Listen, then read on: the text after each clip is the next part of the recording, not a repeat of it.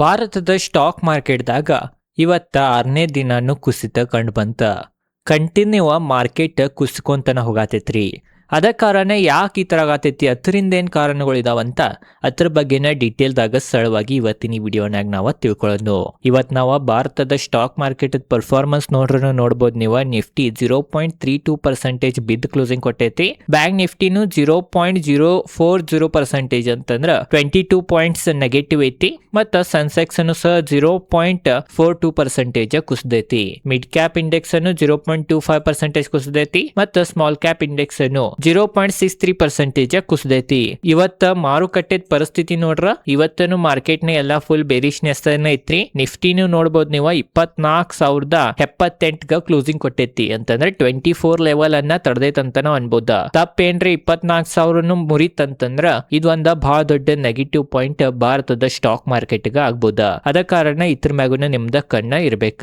ಮತ್ ನಾವ global market ಪರಿಸ್ಥಿತಿ ನೋಡ್ರ, US S&P 500 ನೋಡ್ಬೋದು ನೀವು 0.69% ನಿನ್ನೆ ಕುಸಿದಿತ್ತ. US ನ್ಯಾಸ್ಡ್ಯಾಗನು 1.33% ಕುಸಿದಿತ್ತ. US ಮಾರ್ಕೆಟ್ ದಾಗನು ಬೇರಿಸ್ನೆಸ್ ಐತ್ರಿ ನಿನ್ನೆ. ಅದು ಎದಕ್ಕಿತ್ತ ಏನಿತ್ತಂತ ಅದ್ರ ಬಗ್ಗೆನೂ ನಾವು ಮುಂದೆ ತಿಳ್ಕೊಳ್ಳೋಣ. ಮತ್ತ US DAO future current 0.5% positive ಐತಿ, 0.52%. ಅದ ಕಾರಣ ಇದನ್ನ ಸ್ವಲ್ಪ ಒಳ್ಳೇದಂತ ನಾವು ಅನ್ಬೋದು, ಪಾಸಿಟಿವ್ ಅಂತ ನಾವು ಅನ್ಬೋದು. ಮತ್ತ ಯುರೋಪಿಯನ್ ಮಾರ್ಕೆಟ್ ಪರ್ಫಾರ್ಮೆನ್ಸ್ ನೋಡ್ರೆ, ಇಲ್ಲಿಯೂ ಸಹ ಸ್ವಲ್ಪ ಮಾರ್ಕೆಟ್ ಸುಸ್ತನ ಇತ್ತಂತ ನಾವು ಅನ್ಬೋದು. ಇಲ್ಲಿಯೂ ಸಹ ಮಿಕ್ಸ್ ರಿಯಾಕ್ಷನ್ ಇತ್ತ. ಏಷ್ಯನ್ ಮಾರ್ಕೆಟ್ ಪರ್ಫಾರ್ಮೆನ್ಸ್ ನೋಡ್ರನು ಜಪಾನ್ ಮಾರ್ಕೆಟ್ ಇವತ್ತ 3.27% ಕುಸಿದೈತಿ. ಮತ್ತ ಕೊರಿಯಾದ ಮಾರ್ಕೆಟ್ ಅನ್ನು 6% ಕುಸಿದೈತಿ. ಉಳಿದಿದ್ದೆಲ್ಲಾ ಮಾರ್ಕೆಟ್ ಅದನ್ನು ಪರಿಸ್ಥಿತಿ ಬಹಳ ಕೆಟ್ಟಿತ್ತಂತ ನಾವು ಅನ್ಬೋದ.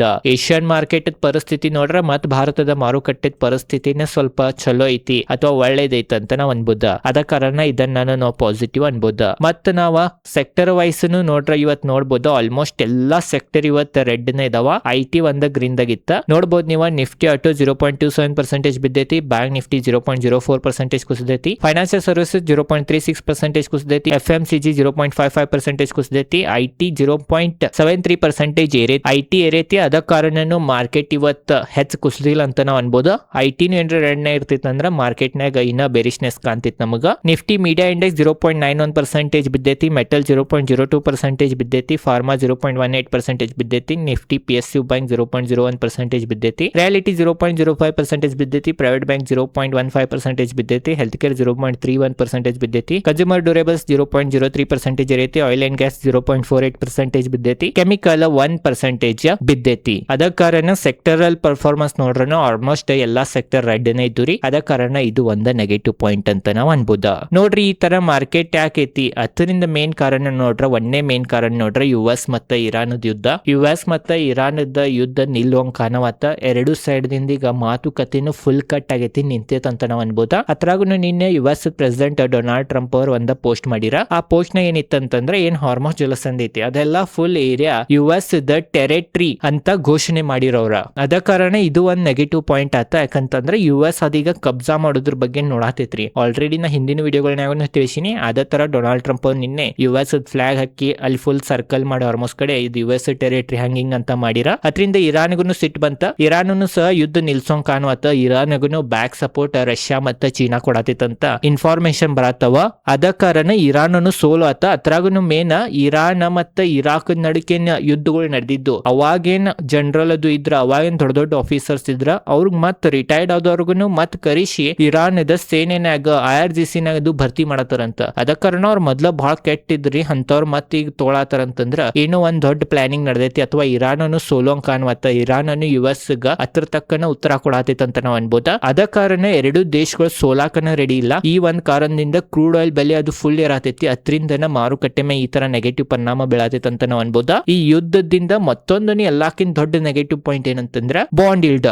ಜಗತ್ತದ್ದು ಏನ್ ಟಾಪ್ ದೇಶಗಳು ಇದಾವ ಅದರದ bond yield, long term bond yield decades the high ತಲುಪತೈತಿ ಅಂತಾನು ಎಕ್ಸ್ಪರ್ಟ್ ಗಳ ವಾರ್ನಿಂಗ್ ಕೊಡತಾರ. ಈ ತರ ಏನ್ರೆ ಬಾಂಡ್ ರೇಟ್ ಗಳು ಏರಾತು ಅಂತಂದ್ರ ಖಂಡಿತವಾಗಿ ಭಾರತದ ಮಾರುಕಟ್ಟೆಗಾಗ್ಲಿ ಅಥವಾ ವಿಶ್ವದ ಸ್ಟಾಕ್ ಮಾರ್ಕೆಟ್ ಬಹಳ ದೊಡ್ಡ ನೆಗೆಟಿವ್ ಪಾಯಿಂಟ್. ಯಾಕಂತಂದ್ರೆ ಬಾಂಡ್ ರೇಟ್ ಏರಿತಂತಂದ್ರೆ ಯಾರು ಸ್ಟಾಕ್ ಮಾರ್ಕೆಟ್ ನ ಹೂಡಿಕೆನ ಮಾಡಂಗಿಲ್ಲ, ಎಲ್ಲಾ ಬಾಂಡ್ ನ ಹೂಡಿಕೆ ಮಾಡ್ತಾರ. ಅದರಿಂದನು ಮಾರುಕಟ್ಟೆಗೆ ಒಂದ್ ನೆಗೆಟಿವ್ ಪಾಯಿಂಟ್ ಆಗೈತೆ ಅಂತ ನಾವು ಅನ್ಬೋದ. ಅದ್ರಾಗನು ನಿನ್ನೆ ನ್ಯಾಸ್ಡ್ಯಾಗ್ ಅದು ಕುಸ್ದಿದ್ದನು ಮೇನ್ ಕಾರಣ ಏನಂತಂದ್ರ ನೋಡ್ಬೋದು, US ನ್ಯಾಸ್ಡ್ಯಾಗ್ ನಿನ್ನೆ ಬಾಳ ಕುಸ್ದೈತಿ. ಅದರಿಂದನು ಮೇನ್ ಕಾರಣ ಏನಂತಂದ್ರ ಏನ್ ನ್ಯಾಸ್ಡ್ಯಾಗ್ 1.33% ಕುಸ್ದೈತಿ. ಅದರಿಂದನು ಮೇನ್ ಕಾರಣ ಏನಂತಂದ್ರ ಬಾಂಡ್ ರೇಟ್ ಅದು ಇರೋದ್ರಿಂದ ಏನ್ AI ನ ಇನ್ವೆಸ್ಟ್ಮೆಂಟ್ ಬರತ್ತಿತ್ತ ಅದು ನಿಲ್ಲೋ ಸಂಭಾವನೆ ಐತಂತನೂ ಎಕ್ಸ್ಪರ್ಟ್ ಗಳ ಅನಾತಾರ್ರಿ. ಎಲ್ಲಾ ಈಗ ಏನ್ ಹೊಸ ಸೆಕ್ಟರ್ ಐತಿ AI ನ ಹೂಡಿಕೆ ಮಾಡೋನು ರೊಕ್ಕ ಆಗ್ತೈತಂತ ಏನ್ ಎಕ್ಸ್ಪರ್ಟ್ ಗಳು ಹೂಡಿಕೆ ಮಾಡತ್ತೀರ, ಅವರು ಈಗ ಬಾಂಡ್ ನಾಗ ಅದು ಹೆಚ್ಚು ಹೂಡಿಕೆ ಮಾಡ್ಬೋದ. ಅದ ಕಾರಣ ನೀವು AI ಅಂತೇನ್ ಸಣ್ಣ ಕಂಪ್ನಿಗಳು ಬಂದಿದ್ದು ಅವ್ರದನು ಪರಿಸ್ಥಿತಿ ಬಹಳ ಕೆಟ್ಟ ಆಗ್ಬೋದಂತನೂ ಅನಾತಾರಿ. ಅದ ಕಾರಣ ಇವತ್ತ ಭಾರತದ IT ಕಂಪ್ನಿಗಳು ಏರಿದಾವ. ಯಾಕಂದ್ರೆ ಭಾರತದ IT ಕಂಪ್ನಿಗಳು ಹೆಚ್ಚು AI ನಾಗಿಲ್ಲ. ಬಟ್ ಏನ್ ಜಪಾನ್ ಮಾರ್ಕೆಟ್ ಆಗ್ಲಿ, ಕೊರಿಯಾದ ಮಾರ್ಕೆಟ್ ಆಗ್ಲಿ, US ಮಾರ್ಕೆಟ್ ಕುಸ್ತಾವ.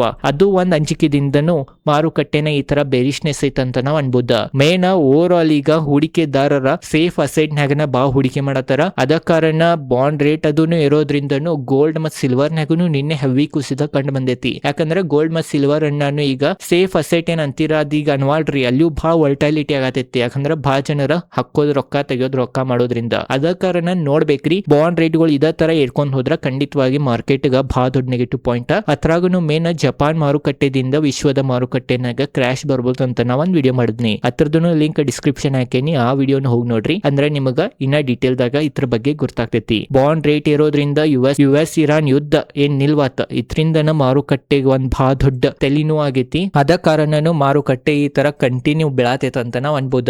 ಯುದ್ಧದಿಂದ ಕ್ರೂಡ್ ಆಯಿಲ್ ಬೆಲೆ ಇರೋದ್ರಿಂದನು ಇನ್ಫ್ಲೇಷನ್ ಇರೋದನ್ನು ಒಂದ್ ಟೆನ್ಷನ್ ಆಗೈತಿ. ಅದ ಕಾರಣ ಇನ್ಫ್ಲೇಷನ್ ಏರಿತ್ತಂದ್ರನು ಮತ್ ನೆಕ್ಸ್ಟ್ ಎಲ್ಲಾ ದೇಶದ ಸೆಂಟ್ರಲ್ ಬ್ಯಾಂಕ್ಗಳು ಇಂಟ್ರೆಸ್ಟ್ ರೇಟ್ ಅನ್ನ ಏರಿಸಬಹುದ. ತಪ್ಪೇನ್ರಿ ಏರ್ಸೋ ಪರಿಸ್ಥಿತಿಗೆ ಬಂತಂದ್ರ ಈಗೇನ್ ಮಾರುಕಟ್ಟೆ ಐತಿ ಅದಕ್ಕಿಂತನೂ ಕೆಟ್ಟ ಮಾರುಕಟ್ಟೆ ಪರಿಸ್ಥಿತಿನೂ ಆಗ್ಬೋದ. ಅದ ಕಾರಣ ಇದು ಒಂದ್ ನೆಗೆಟಿವ್ ಸುದ್ದಿ ಈಗ ಕರೆಂಟ್ ಮಾರುಕಟ್ಟೆಗೆ ಆಗೈತಂತ ನಾವ್ ಅನ್ಬೋದ. ಮತ್ ಇವತ್ ನಾವ್ FIDIs ಡೇಟಾ ನೋಡ್ರ ಬಾಳ ಒಳ್ಳೇದ್ ಬಂದೈತಿ. DIs ಅನ್ನು ಬಾಯಿಂಗ್ ಮಾಡ್ಯಾರ 3979 ಕೊಟ್ಟಿದ್ದ. FIs ಅನ್ನು 293 ಕೊಟ್ಟಿದ್ದ ಬಾಯಿಂಗ್ ಮಾಡ್ಯಾರ. ಏನ್ ಮಾಡಿಲ್ಲ, ಬಟ್ ಸ್ವಲ್ಪ ಬಾಯಿಂಗ್ ಮಾಡ್ಯಾರ ಅಂತ ನಾವ್ ಅನ್ಬೋದು. ಅದ ಕಾರಣ ಎರಡು FIDIs ಇಬ್ರು ಬಾಯಿಂಗ್ ಮಾಡಿದ್ರಿಂದ ಸ್ವಲ್ಪ ಮಾರುಕಟ್ಟೆಗೆ ಸಪೋರ್ಟ್ ಸಿಕ್ಕೈತೆ. ಅದ ಕಾರಣ ಮಾರುಕಟ್ಟೆ ಇದು ಒಂದ್ ಒಳ್ಳೆ ಲೆವೆಲ್ ಅನ್ನ ಸಪೋರ್ಟ್ ತಗೊಂಡ್ ನಿಂತೈತೆ ಅಂತ ನಾವ್ ಅನ್ಬೋದ. ಬಟ್ ಇದೇ ತರ ಸಪೋರ್ಟ್ ತಗೊಂಡ್ ಮ್ಯಾಲ ಹೋದ್ರ ಒಳ್ಳೇದ, ಕುಸಿತಂದ್ರೆ ಇನ್ನೊಂದು ಸ್ವಲ್ಪ ಇನ್ನ ನೆಗೆಟಿವ್ ನು ಆಗ್ಬೋದ. ಓವರ್ ಆಲ್ ಇದೇ ಇತ್ತ ಮೇನ್ ಈ ವಿಡಿಯೋ ಮಾಡೋದ ಏನು ಅಂಜಿಸೋ ಕಾರಣದಿಂದ ವಿಡಿಯೋ ಮಾಡಿಲ್ಲ. ಏನೈತ ಅದ ನಿಮಗ್ ಹೇಳೇನಿ, ಅನ್ಸ್ಬ್ಯಾಡ್ರಿ. ಇಂತ ಅವಕಾಶವನ್ನ ಬಾಯಿಂಗ್ ಅಪರ್ಚುನಿಟಿ ಆಗ್ತವ್ರಿ. ಯಾಕಂತಂದ್ರೆ ನಾವು 2-3 ತಿಂಗಳ ಹೂಡಿಕೆ ಮಾಡಕ್ ಬಂದಿಲ್ಲ, ವರ್ಷಾಂಗಂಡ್ಲಿ ಹೂಡಿಕೆ ಮಾಡಕ್ ಬಂದೇವಿ. ಅದ ಕಾರಣ ಇಂತ ಸಮಯವನ್ನ ನಾವ್ ಒಂದ ಬಾಯಿಂಗ್ ಅಪರ್ಚುನಿಟಿ ತಗೊಳ್ಳೋದನ್ನ ಬಹಳ ಒಳ್ಳೇದಂತನು ಎಕ್ಸ್ಪರ್ಟ್ ಗಳು ನಮಗ ತಿಳಿಸ್ತಾರ. ಅದ ಕಾರಣ ಅಂಜೋಕ್ಕಿಂತ ಬಾಯಿಂಗ್ ಅಪರ್ಚುನಿಟಿ ಆಗಿ ತೋರಿ. ಓವರ್ ಆಲ್ ಇದೈತಿ ಇವತ್ತಿನ ವಿಡಿಯೋನ ಡೀಟೇಲ್ ದಾಗ ನಿಮಗೆ ಗೊತ್ತಿರಬಹುದಾ ಮಾರುಕಟ್ಟೆ ಪರಿಸ್ಥಿತಿ ಏನೈತಂತ. ವಿಡಿಯೋ ಚಲೋ ಅನ್ಸಿಡೋಗ್ ಲೈಕ್ ಮಾಡ್ರಿ. ಇದೇ ತರ ಸ್ಟಾಕ್ ಮಾರ್ಕೆಟ್ ರಿಲೇಟೆಡ್ ಕನ್ನಡದಾಗ ವಿಡಿಯೋ ಮಾಡ್ತಿರ್ತೇನೆ. ಅದ ಕಾರಣ ಚಾನಲ್ ಸಬ್ಸ್ಕ್ರೈಬ್ ಮಾಡ್ರಿ. ಮತ್ತೆ ನನ್ನ ಹಿಂದಿನ ವಿಡಿಯೋಗಳನ್ನ ನೀವು ಹೋಗಿ ನೋಡಬಹುದು. ಓವರ್ ಆಲ್ ಇದೈತಿ ಇವತ್ತಿನ ವಿಡಿಯೋ ಹೆಂಗ ಅನ್ಸಿತ್ತು ಅಂತ ಕಮೆಂಟ್ ಸೆಕ್ಷನ್ ತಿಳಿಸ್ರಿ. ಇದೇ ತರ ಸ್ಟಾಕ್ ಮಾರ್ಕೆಟ್ ರಿಲೇಟೆಡ್ ಕನ್ನಡದಾಗ ವಿಡಿಯೋ ಮಾಡ್ತಿರ್ತೇನೆ. ಅದ ಕಾರಣ ಚಾನಲ್ ಸಬ್ಸ್ಕ್ರೈಬ್ ಮಾಡ್ರಿ. ಧನ್ಯವಾದಗಳು.